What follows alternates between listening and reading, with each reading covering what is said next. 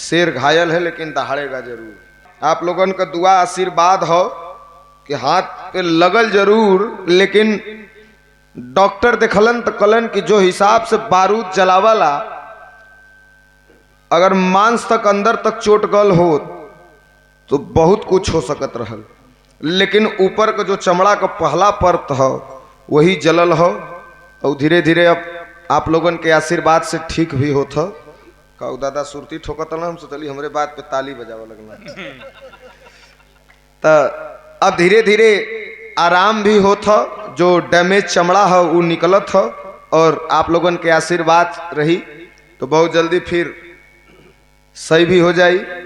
शेर घायल है लेकिन दहाड़ेगा जरूर। आइए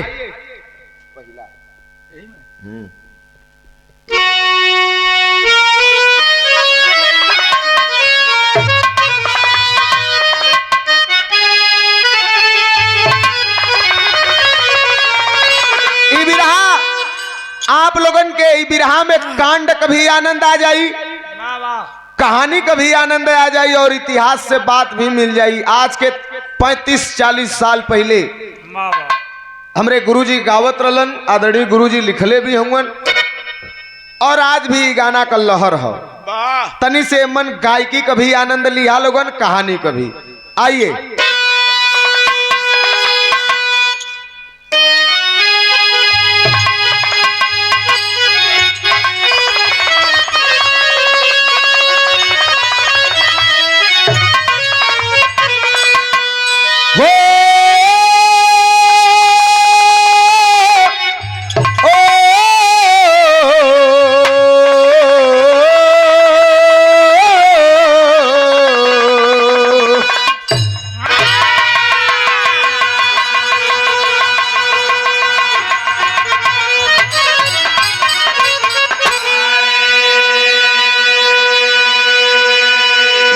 जोर से बजावा, नहीं तो नाइट कट जाई। ई बिरहा के सुनिया आवा। अरे इश्क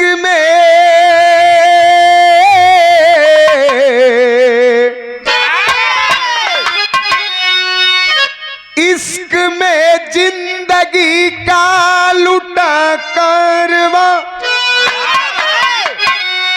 इश्क का नूर है हुस्न के नाज पे,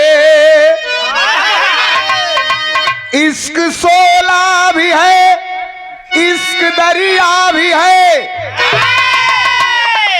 इश्क हंसता है सर पे कफन बांध के। कौमदी नाम मालिन की बेटी रही, जिसके सूरत पे दुनिया रही हारती। खास शिवरात्रि को शिव पूजन चली, हुस्न मलिका किले ताल में आरती।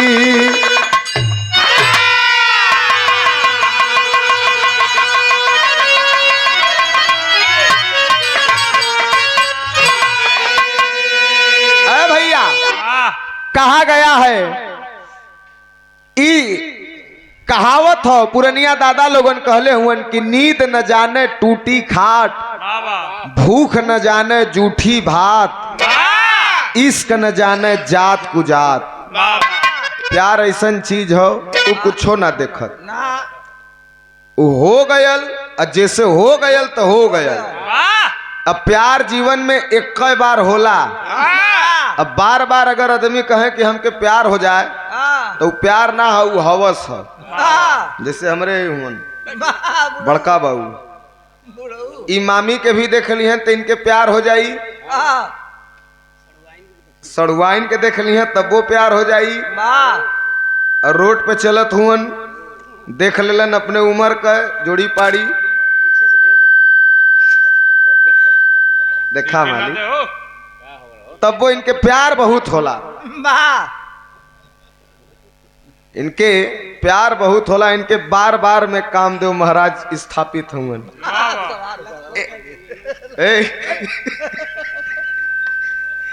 कहानी के समझ ले मैं,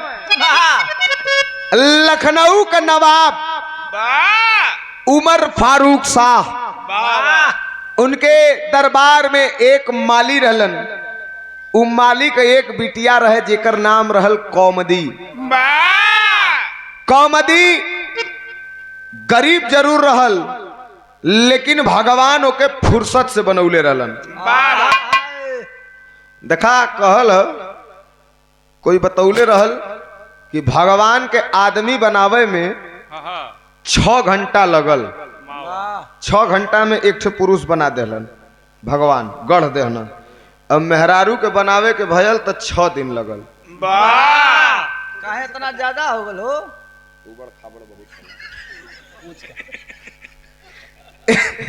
जल्ला न उनकर मानसिकता चरित्र जो होला कब का हो जाई कोई ठीक ना है। कहल तिरिया चरित्र दैयो न जाने, स्त्री का चरित्र और पुरुष का भाग्य कब बदल जाएगा एके ब्रह्मा भी ना जनतन। उ कौमदी बहुत खूबसूरत रहल, इतनी खूबसूरत रहल, इतनी खूबसूरत रहल कि ओकरे विषय में जितना लिखल जाए, बोलल जाए, बतावल जाए कम हो। बहुत खूबसूरत रहल। शिवरात्रि के दिन रहल, आरती का थाल सजाए के बगीचा में जात ह शंकर भगवान का पूजा करे के लिए। तब गजल लगल।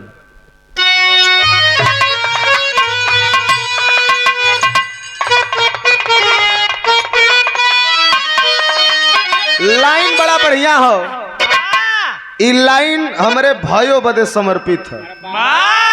तो अरे हो आज मान गेली भौजी हो, मान गेली। ई लाइन हमारे भाइयों बदे समर्पित है। कौन लाइन है?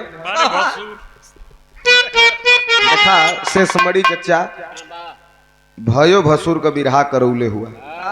अब हम कुछ कहू ना सकित न घर घूम के भी बोल सकीला। नहीं भौजी तैसे हतवा सही हो जाएगा। एक दिन और बिरहा हो इनसे लिखल हो तबले हाँ सवेरे भयो शाम के भौजी नहीं। देखा हमन का घरेलू रिश्ता है। हमरे मनीष भैया हुन आदरणीय बिरहा का बहुत जाबाज कलाकार अपने जमाने में, कोई जोड़ ना रहल। रामदेव गुरु जी का शिष्य और भगवान मतिन पूजे राम मिलन यादव बड़े पिताजी का सुपुत्र हुन मनीष लाल यादव जी, जो कि बिग गंगा चैनल तक जाके बिरहा का प्रस्तुति कैले हुन। और ऐसन कलाकार हुन हमन तो बिरह तक थमले रह गेली। वो अवधि गाना भी गौले हुन। वो आपका जीवन साथी हुन, हमार भाई। बिरहा रहल दिन तक कहलू हम कुछ कहल ना चाहत रही। वही गुरु को वो शिष्य, वही गुरु को हमहू शिष्य, हमन दोनों जाने भाई बहन, भाई भाई। वही गुरु को तहू शिष्या, हम तू भाई बहन। वही गुरु के शिष्य से बियाह कर ले लू। देवर भौजाई बने में दिक्कत होता। चबुरी बांध के तानत है जना था भाला मार दिहन वजह से। बचा बचा। लेकिन चला तू भयो हो दिखाया तई ताली बजा दा भैया।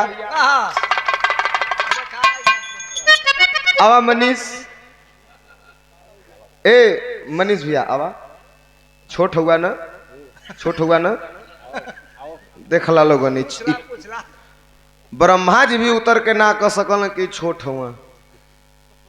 सन संबत लगत है निकलवावे कोई। रुका बिहाने फोन करब बड़का बाबू के, पूछब कुल कै साल का हूँ। अब ज्यादा कौ साल का हूँ। अब हम भाइयों मान ले। पुरस्कृत करवा का, पुरस्कृत करवा आवा। तब ताली बजा दा भैया, हमार भाई आल हुआ।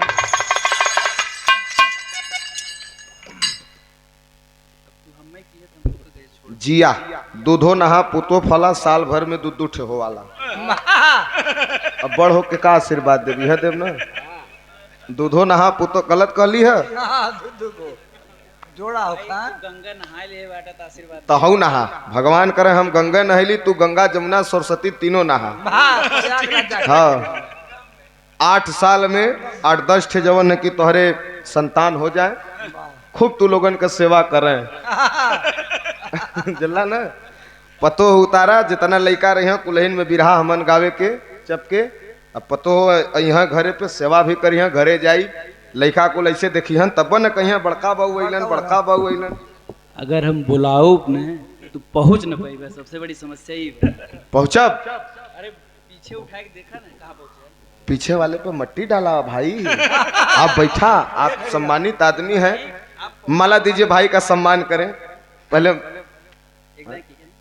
भैया पर जिन ठोका भाई दर्द का व्रत है यह जिन ठोका बैठा ऐजा बैठा ओजा बैठबा ओजा तो हर मन लगी यहाँ भाई महकत है मतलब रात दिन तो बैठता हुआ हाँ ऐसा टैची पीछे कला बैठा बिरहा सुना हमारे बिरहा के बहुत ही जाबाज कलाकार और जिनका कोई जोड़ नहीं था अपने जमाने के नाहर कलाकार खुटहन के धरती से खुटहन ऐसा गांव है जहाँ पे लोग बिरहा ना पसंद करल 2-4 घर हो जहाँ पे लोग बिरहा सुनल। हमरे राम मिलन बड़े पिताजी के सुपुत्र हुवन और हमार गुरु भाई हुवन हमरे मनीष लाल यादव हमन में चलत रहला गुरुओं जी के मंच पे गुरुओं जी के घरे मिलल जाला तैसे ही हंसी मजाक चलत रहला लेकिन दिल का बहुत ही नेक आदमी खुली किताब जो अंदर है वही बाहर है जो बाहर है वही अंदर है न तो छल है न तो कपट है। मेरे मनीष भाई बहुत बहुत धन्यवाद आपके। लेकिन गीत कवन है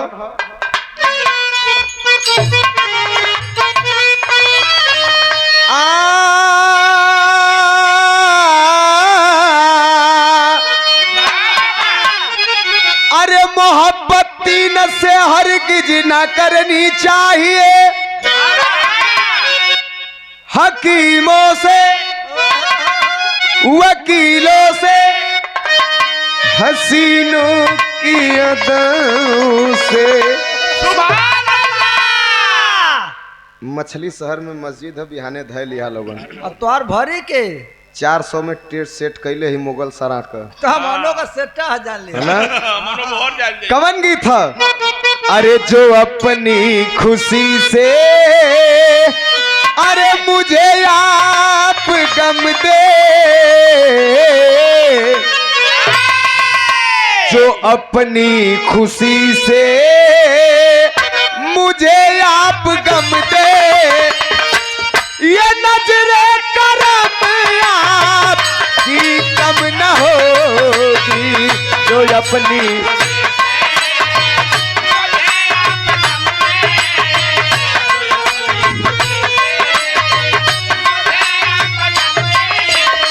ये नजरे करम आपकी कम न होगी।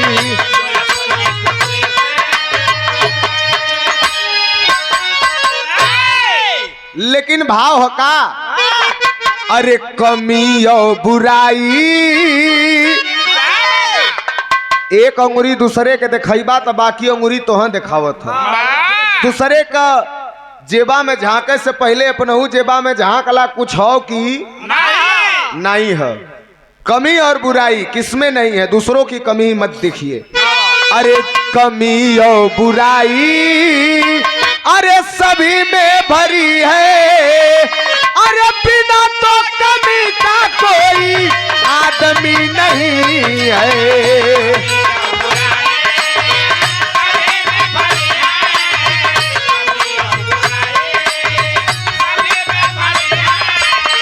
बिना तो कमी का कोई आदमी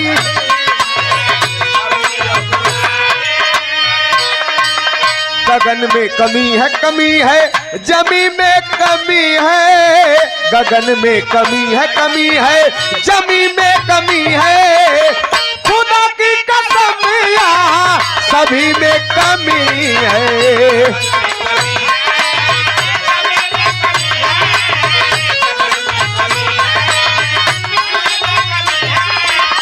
खुदा की कसम यहाँ सभी है।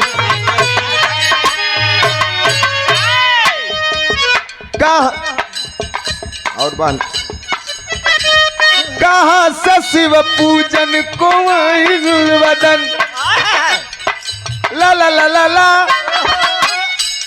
कहा से शिव पूजन को आई गुलवदन ये हुस्न तेरा पूजन को आया जाने मन हुस्न शराबी है मोहब्बत में लुटा दे शंकर का है ये मंदिर मैं खाना बना दे बोली तुरंत कौमदी मालिनी गरीब हूँ है आप सहजादे मैं तो बदनसीब हूँ जबरी ना फूल तोड़ो उल्फत की बाग से खुद घर को जलाओ ना घर की चिराग से मगर न मानयनु सहमय अत्याचार किया मगर न मानयनु सहमय अत्याचार किया हाय रे बेबस की इज्जत वही उतार लिया लुटी इंसानियत नबी कुरान रोने लगा लुटी इंसानियत नबी कुरान रोने लगा खुदा के नाम पर डगमग ईमान होने लगा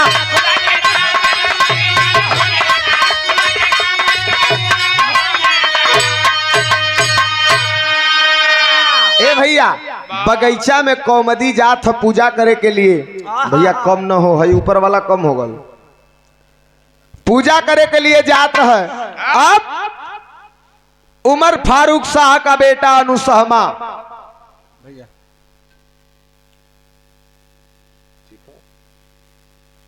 ये परम आदरणीय परम सम्मानित हमारे बड़े भैया आप देव शरण यादव बीडीसी महोदय बहुत बहुत प्रणाम हो नोनहरा ना करनौली के धरती से बहुत बहुत प्रणाम हो ए भैया उमर फारूक शाह का बेटा अनुसहमा आता है घोड़े के टाप पे बैठा हुआ बगीचे में और जब देखलस कौमदी के तो कहलस कि अरे यार ये जोरिया का बच्चा ये तो हमरे महल में रह लायक हो यहाँ का करत है जाके ओकरे सामने घोड़ा रोक के घोड़ा पर से उतरा है और देख के बोलता है कि ऐ हुस्न की मल्लिका इधर क्या कर रही हो हाथ जोड़ के कलश जापना पूजा करे जातली है शंकर भगवान के मंदिर में कल क्यों पूजा करती है तेरे हुस्न का पुजारी मैं हो गया हूँ खूबसूरती तो मैं सुना था लेकिन वाह इतनी खूबसूरत पहली बार देखा हूँ आ जाओ मेरे तन मन के प्यास को बुझा दो आगोश में लेना चाहता है अनुसहमा तब तक झटक के दूरे हो गई कलश साहब आप तो हमारे मालिक का बेटवा हुआ हमरो मालिक हुआ आप भी मालिक हुआ तब मालिक की निगाह में हमन तब प्रजा बेटा स्वरूप होलन हमन गरीब है हमन के पास मात्र इज्जत होले वही इज्जतिये हमार लूट ले बा तो हमन के पास का रह जाई हमके जायदा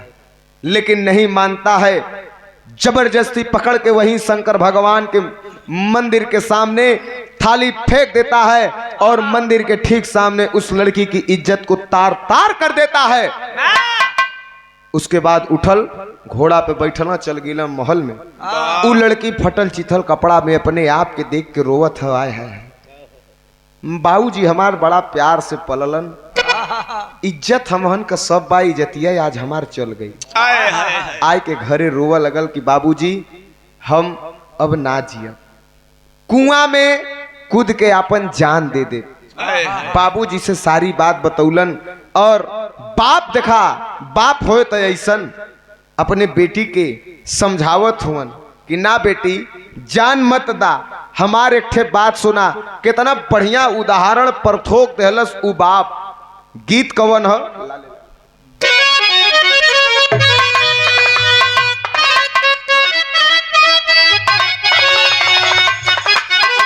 आया है भोजपुरी फिल्म का गीत बा लेकिन बुल्लू गुरुजी के मुँहे मिश्री से भी मीठ लगा कैसे कहा कि अरे लाल लाल ओठव से अरे बरसल लइयो की रस चुएला जैसे अमवा की मोजरा से रस चुएला हो की रस चुएला।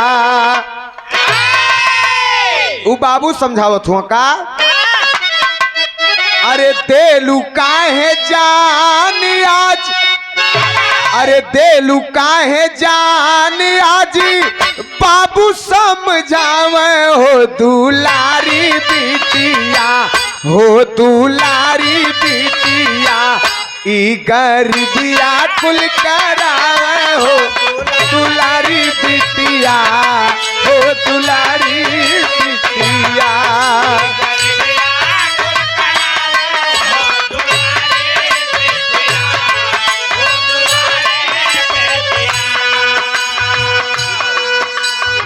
बाबूजी कहलन की बेटी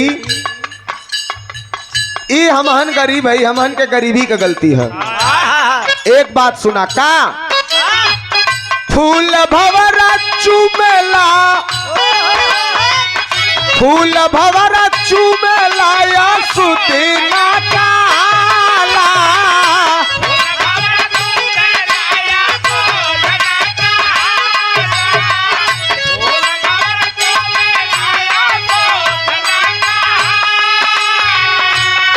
फूल देवी जी के सर पे चढ़ी जाला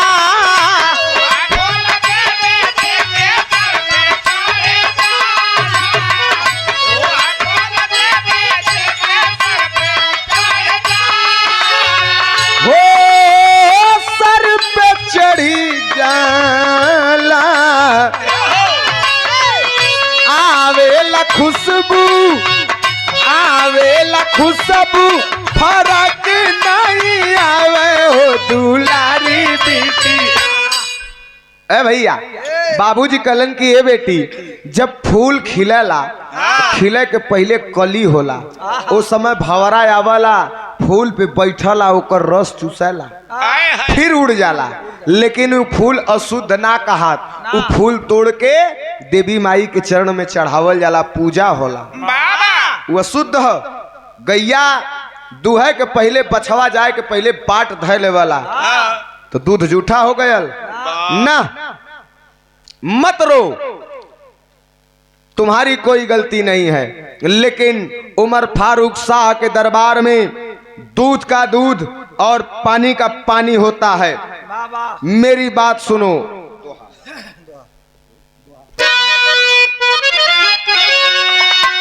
अरे लेकिन तो इज्जत से बढ़ के ना कोई चीज कहलाए अरे मांगूंगा इंसाफ सा से दरबारे में जाए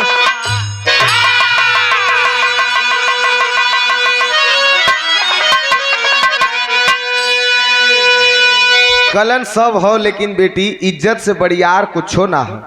आज तो इज्जत चल गई दरबार में चलब न्याय मांगब और उमर फारूक शाह के दरबार में दूध का दूध पानी का पानी होता है न्याय प्रिय है। तो आज न्याय के कुर्सी पे स्वयं राजा होंगे और कटघरे में खड़ा होगा उनका बेटा। चल वही हालत में लड़की के लेके चलन कहना है का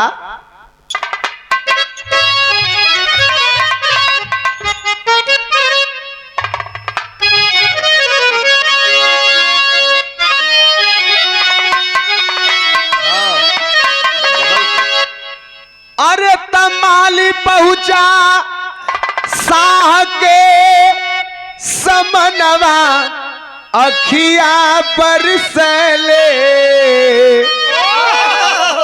कहे साहजादा के दस्तनवा अखिया बरसले लेके वही फटल चिथल कपड़ा में पहुंच गईलन। उमर फारूक शाह अपने सिंहासन पर बैठा है और जब लड़की के देखलन तो तमतमा के खड़ा हो गईलन कलन की अरे मालिक तेरी ये जुर्रत की मेरी फूल जैसी बच्ची को फटे चिथे कपड़े में इस तरह मेरे सामने ला करके खड़ा कर दिया। माली हाथ जोड़ लेहलस, साहब हमार गलती नहीं है, केकर गलती है? ई लड़की का स्थिति बनाए वाला आपका बेटवा है। साहब जैसे आपका इज्जत हो, हमहन गरीब है, हमहनों का इज्जत है, लेकिन हमरे बिटिया का इज्जत चल गई, इज्जत चली गई। हाँ साहब, हमारे बेटी का इज्जत तार तार कर गए। कौन किया है? आपका बेटा अनुसहमा। बुलवौलन तुरंत और बुलवा के उमर फारूक साहब बोलते हैं कि बेटा अनुसहमा, ये माली बोल रहा है कि इसकी बेटी के साथ तुमने जबरदस्ती किया है, इसकी बेटी की इज्जत को तार तार कर दिया है। मुड़ी नीचे कर लेना, कलश जवाब दो वरना तुम्हें दोषी माना जाएगा। तब अरे तब सुन के बात, अरे सुन के बात तब मालिक साहब अरे अनुसहमा को बुलाए हो, नंगा कर इसको 100 कोड़ा मारे हुक्म सुनाए हो। अरे फिर न करी है बेटी पे तूफानवा, अखिया बरसले सब कर बेटी होलिए समनवा, अखिया बरसले। बुलवाए के पूछे लगलन, मुड़ी नीचे कैले हुआ, कला बोलो नहीं तो तुम्हें दोषी माना जाएगा। कुछ ना बोलन, कलन इसका मतलब बात सही है। आदेश देलन उमर फारूक साहब कि ये मेरा बेटा है। अरे सिपाहियों, इसके शरीर पे एक भी कपड़ा नहीं होना चाहिए, गर्दन तक निकाल दा, एकदम नंगा करके बेरहमी से 100 कोड़ा इसको मारो। उसके बाद ये किसी की बेटी किसी की बहन के साथ ऐसी जुर्रत नहीं करेगा। सबकी बेटी एक समान होती है, चाहे वो गरीब है चाहे अमीर है। मारो। सैनिक कोनो बढ़बे ना कैलन मारे बदे, भयल का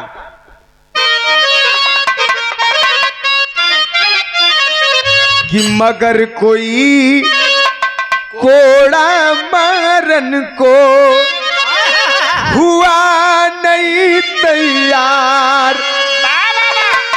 अरे तुरंत साहब का तब अरे कपड़ा दिया निकाल, इज्जत का समियान लुट गया, इज्जत का समियान लुट गया। अरे तो कोड़ा लगे मारने झंखन लगा जमाना, कोई कोड़ा मारे के तैयार ना हो। सिपाही कुल कहला कि अब ही मार देवे के मालिक का बेटवा है, बाद में ऐसा न हो कि हमहन के भी जो है कि काल कोठरी में डाल के पीटे।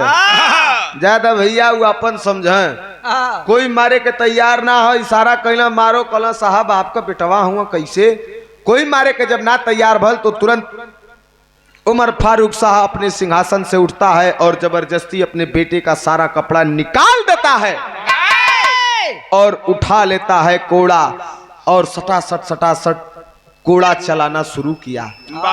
इस वक्त ना मैं इसका बाप हूं ना या मेरा बेटा, इस वक्त ये मुलजिम है, ये मुजरिम है, इसको सजा देना है।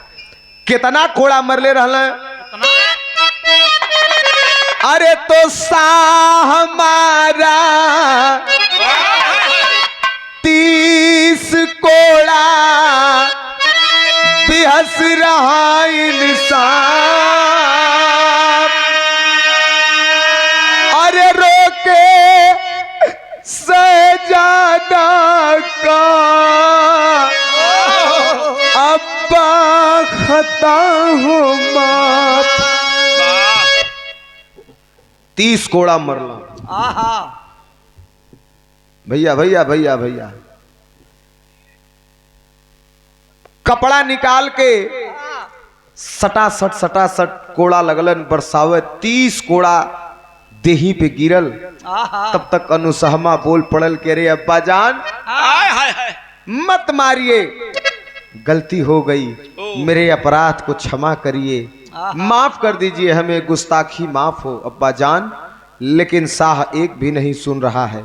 तो अनुसहमा रोते हुए कहता है, इतना भैया लोगन बैठल हुआ सब बाल बच्चेदार वाला हो, का कहे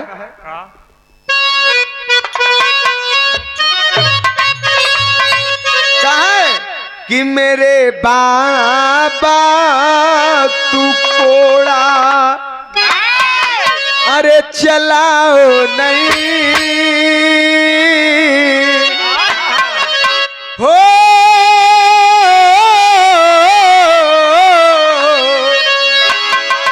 मेरे बाबा तू कोड़ा अरे चलाओ नहीं, मैं बेगाना बेगाना बेगाना नहीं, मेरे बाबा तू कोड़ा चलाओ नहीं, मैं बेगाना बेगाना बेगाना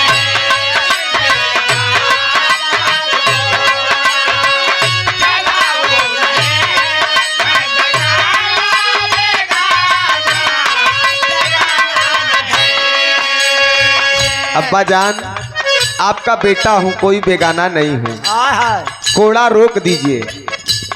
सुनिए मेरी बात को, जिस देह को हमारी अब्बा हाथ से सवारे, बहता है उससे लोहू,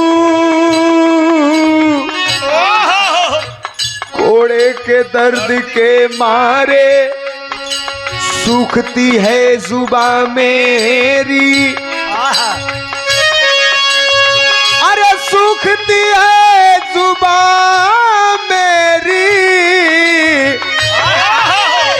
सूरत को अब निहारो, सूरत को अब निहारो, एक लोटा पिला के पानी फिर बाद में कोड़ा मारो, एक लोटा पिला के पानी फिर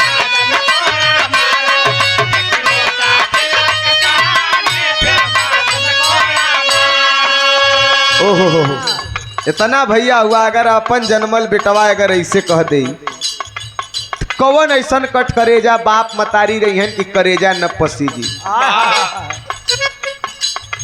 जो देह को हमारी आप ही ये शरीर दिए हैं, जो देह को हमारी अब्बा हाथ से सवारे, बहता है उससे लोहू, कोड़े के दर्द के मारे, अरे सूखती है जुबान मेरी,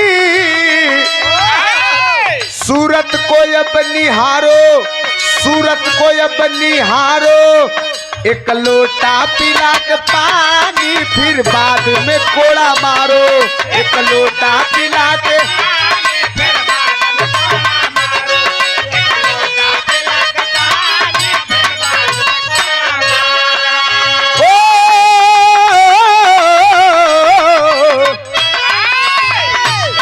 बेरहम बन के हीरा लुटाओ नहीं, बेरहम बन के हीरा लुटाओ नहीं, मैं बेगाना बेगाना बेगाना नहीं, मेरे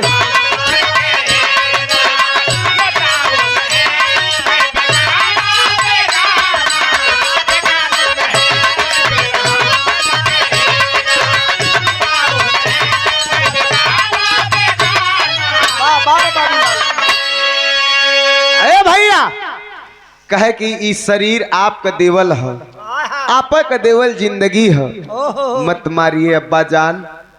कोड़ा जब शरीर पे गिरत हो तो कोड़ा के साथ साथ चमड़ी उकील जाए, खून बहे लगे, छरछराए लगे, लेकिन उमर फारूक साहब मान नहीं रहे हैं, कोड़ा लगातार बरसाते जा रहे हैं। कह ठीक है अब्बा जान, आपको मारना है मारिए, गुस्ताखी तो किया हूं बेशक मारिए, लेकिन कम से कम एक लोटा पानी पिला दीजिए, मेरी जुबान सूख रही है। आए हाय एक लोटा पानी पिला दीजिए, उसके बाद फिर कोड़ा मारिए आप। वाह, उमर फारूक साहब बोलता है कि नहीं, एक लोटा पानी की बात करता है, इस घर से तुम्हें पानी का एक बूंद भी नहीं मिलेगा जब तक सजा पूरी न हो जाए। वाह वाह वाह। जब तक पूरी सजा नहीं होगी तब तक तुम्हें इस घर से पानी का एक बूंद नहीं मिलेगा। ना तुम मेरे बेटे हो, ना मैं तुम्हारा बाप, इस वक्त तुम सिर्फ मुजरिम हो, दोषी हो, और मैं सजा दे रहा हूं। मारत हुअन, कोड़ा मारत हुअन भयल का।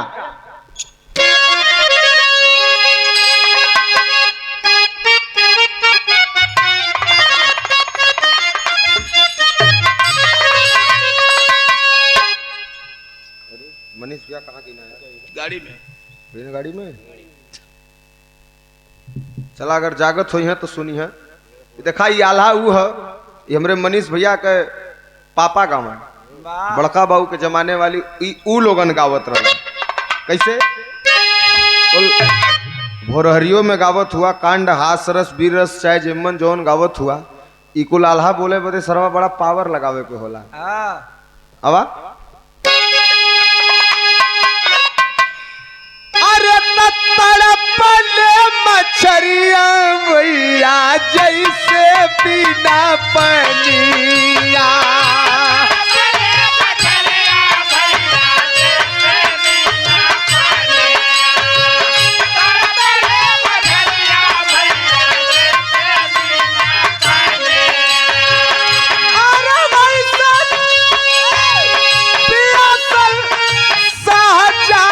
छटपटा लगातार सारा कोड़ा बरसाई, बोलल बा सुगनवा करे जब बिहरा, भरी भरी कटोरवा माई दूधवा पियवली, एक लोटा पनिया के देबू पिया, मोहिया में अम्मा झट से लेके अली पनिया, मोहिया में अम्मा झट से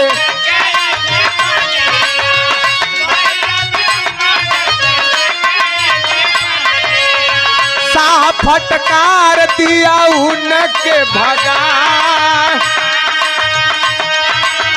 यार छूटल चाहे यार छूटल चाहे साहजादा का परनावा, यार छूटल चाहे साहजादा का परनावा, लेकिन तो इंसाफ मोरा छूटल नहीं बा, तबले 50 कोड़ा गिरल देहिया पे, तबले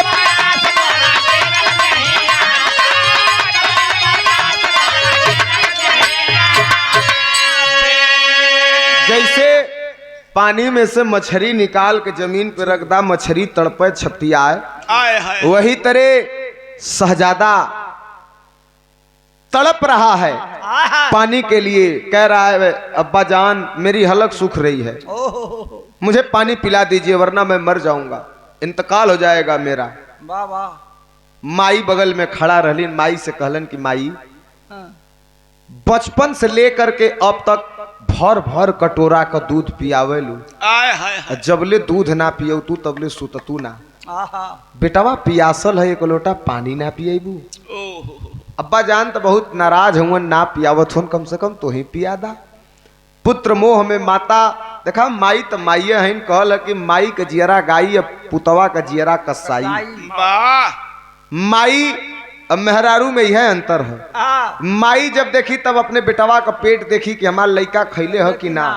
अब मेहरारू कत्तो से अला घरे में गईला, दौड़ ही खलिता में हाथ डली है, दौड़ ही खलिता में हाथ डली है, जवन पई है तवन ग्रामीण बैंक में डाल दी। ग्रामीण बैंक है, एक आठ खाता खुलवा देता रिंकू भैया को अपने के ग्रामीण बैंकवा में।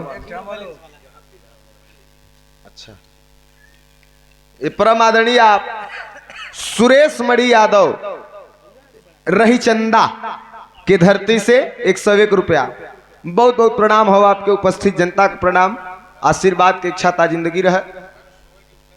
अच्छा अब वहीं का जागत हूँ। अच्छा ये एक यहाँ पे बैनर लगल हो, आपका अपना प्रत्याशी राजमणि यादव, भावी क्षेत्र पंचायत सदस्य, भावी ब्लॉक प्रमुख प्रत्याशी। इनका रात भर में एको बेर पता ना चलल है केहर हुआ, महाराष्ट्र हुआ। इनके नाम पे भी केहू देवे वाला ना है। इनके नाम पे भाई बैनर लगल बा तो दोनों कलाकारन में से तोहके मिलल है तो हम मिलल नहीं, चाहे हमें चाहे उन्हें केहू जाने के दे देवे के चाहत रहल भैया। एक ठे ई शुभ होला, गवैयन के देना ई शुभ होला, शुभ कार्य है जे देवला। का एक बात बताई, देखा गवैया के अगर तू रात में गावत है गवैया, अब 500 हमें देबा तो बिहाने 1000 पैबा। समय वह चलता है। अगर 1000 देबा तो बिहान हो 2000 पैबा। और ना विश्वास तो दे के देख देखा ना मिली तो हमें फोन करिया लोगन, ना मिलल माफी मांग ले, वापस न करब, माफी मांग ले, सही ना। इन्हों के दे के देख लिया लोगन, उनके देबा लोगन 1000 तो बिहाने 800 पा जीबा, 1800 है। लेकिन हमें देबा तो 200 बेसी पैबा। अमीर आदमी में कम मिलला, तू अमीर आदमी हो। हाँ जय हो देवता।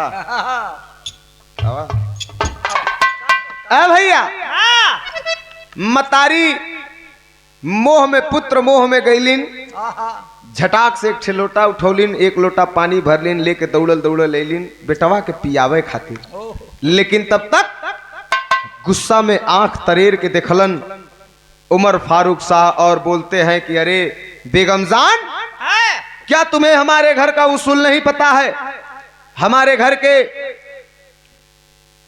घर का ये उसूल है कि हमारे घर से मुजरिम को कुछ नहीं मिलता है। अभी ये हमारा बेटा नहीं है, ये मुजरिम है, दोषी है, दोषी पाया गया है। एक गरीब की बेटी के साथ अत्याचार किया है, इसको सजा मिल रही है। जब तक 100 कोड़ा नहीं होगा, पानी की 1 बूंद नहीं मिलेगा, लेकर वापस चली जाओ। दबेर के भगा देला। 50 कोड़ा मारत मारत मारत मारत रोवत घिघियात रह गिलन, माने के तैयार न बाड़े। 50 कोड़ा शरीर पे गिरत गिरत नुसहमा अपने प्राण को त्याग देता है,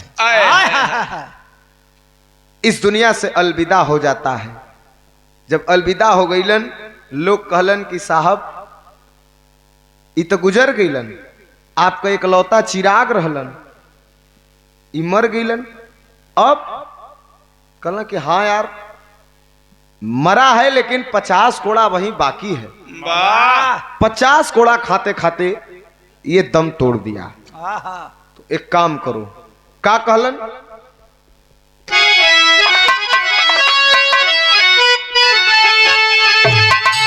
अरे तो कर दो इसे दफन, बोला बौखला तजंखन लागी सब नगरिया, जनाजा चल पड़ा।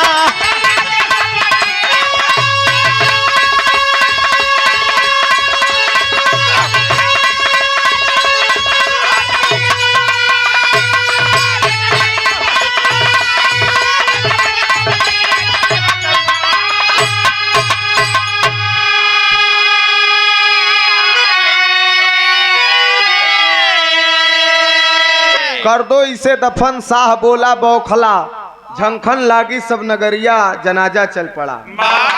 ए भैया आदेश दिलन, जाइए कब्रिस्तान में कब्र खोदवाइए। कब्र खोदाए लगल, मस्जिद के ऊपर चढ़ के आवाज दियाए लगल, उमर फारूक शाह का बेटा अनुसहमा को 4 बजे मिट्टी दिलाएगा। लोग पहुंचल हुआ कब्रिस्तान में, बहुत भीड़ है। सब कहता कि वाह, कोई कहता न्याय प्रिय हैं, वाह अपने बेटे को भी सजा देने से पीछे नहीं हटे। वाह वाह वाह कोई वही में कहता कि बड़ा गलत कैलन, एक का लड़का रहल, आहा, माफ कर देवे के चाहत रहल, आखिर मर गल, का मिलल, छोड़ देले होतन, हो सकत तब हवा कर देले होतन दोनों का। लेकिन उमर फारूक शाह कब्रिस्तान में खड़े हैं वाह वाह और कब्र खोदी गई और अनुसमा का मिट्टी कब्र के अंदर दफन हो रहा है। तब खोद कब्र मिट्टी में लाश शाहजादा की तब ढाकी,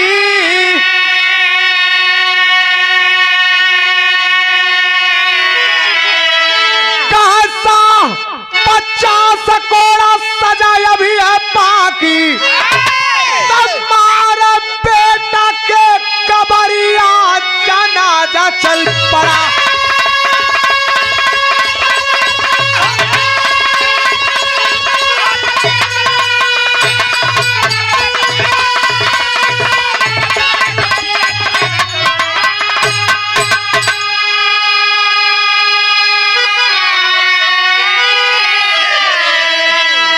कब्र के अंदर मिट्टी दफन हो जाती है, लोग मिट्टी दिए और उमर फारूक शाह से बोलते हैं कि चलिए अपने महल की ओर चलिए। वाह वाह ए मनीष भैया का सार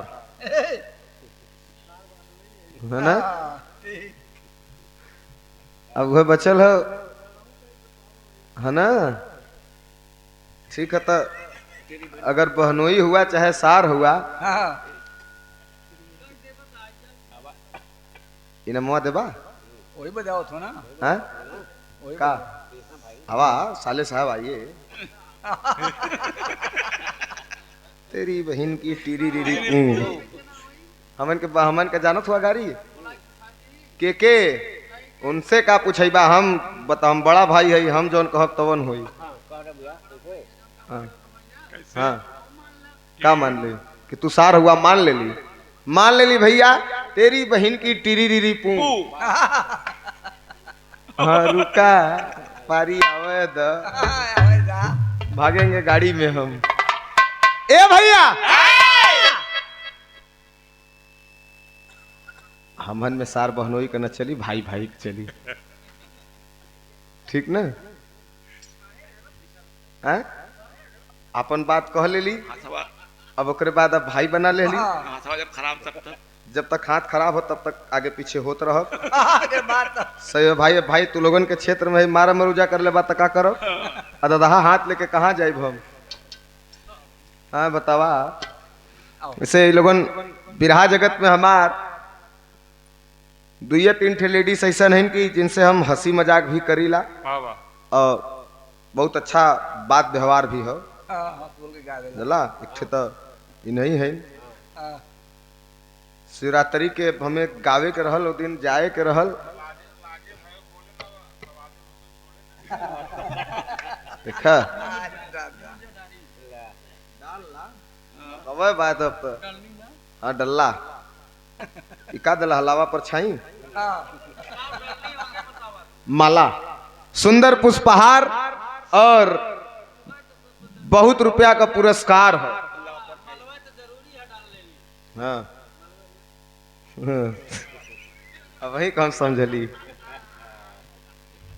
हमारे बड़े भैया आप ज्योति यादव जी के साथ हमें संगत करलन, तो संगत ज्योति यादव जी का और इनकर एक गायक और कोरस सजिंदा वाला ना है, एक भाई बहन का रिश्ता, घरेलू रिश्ता एकदम लेके चललन और हमेशा कोई भी उनके ऊपर आँच आवे के पहले अपने ऊपर झेले के तैयार भी रहलन। हम ए बदे कहते तोहार बियाह ना भल रहा, तब कोनिया आलन गुरु पूजा के ऐसे बैठल रही जा, हाल चाल होता रहल, बातें विचार होता रहल, में तैसे हम मजाक कर देली, तल एक लगला बाही चढ़ावे, कहला होश में अब न चढ़ियन, अब तो बिहवा हो गए। अब तो हम लोग कन्या, आप लोग कन्या पक्ष वाले, हम लोग वर पक्ष वाले हैं। लेकिन जो भी हो ईश्वर आप दोनों लोग के सुखी रखें। आप लोगन के देख लेला तो हम बड़ा वाह। खुश रहीला। हाँ, हमार आज ई कितना ही पिरायल है दुखाल हम कुल भुलायल है हाँ, खाली तू लोगन के देख के। उनके हम गम तो गवैया गवैया के देखलन लेकिन हम नहीं देखिला। तो हमार पसंदीदा आदमी हुआ। You are my favourite, I love you. अरे, आगे बढ़ी कहा धीरे काम। अरे यार भाई बहन में भी भाई भाई में भी आई लव यू चलला है ना। यही से ना अगरात खात रहला छत्ते पे डाकतला। ए भैया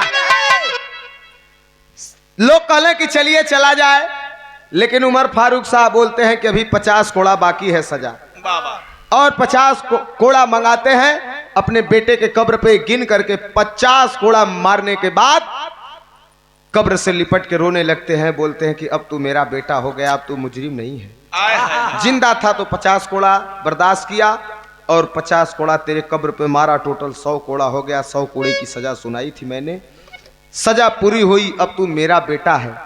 लिपट के रोवे लगलन। तो ये है न्याय प्रिय एक बादशाह की कहानी, जो कि न्याय के लिए अपने पुत्र को भी नहीं बख्शे। अवल जाए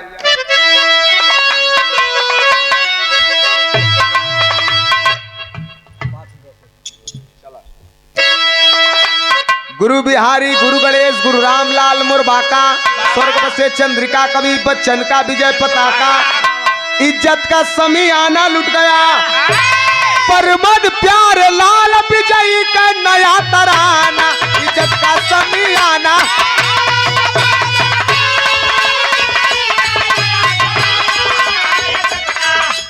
जयकारा बोल रहे हैं कि अभी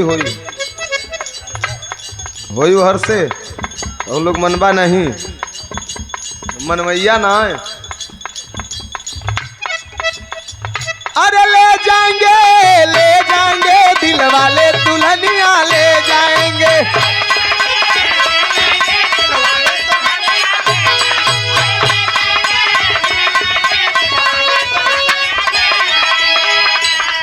अरे जन्म जन्म का साथ है हमारा तुम्हारा, ओ हमारा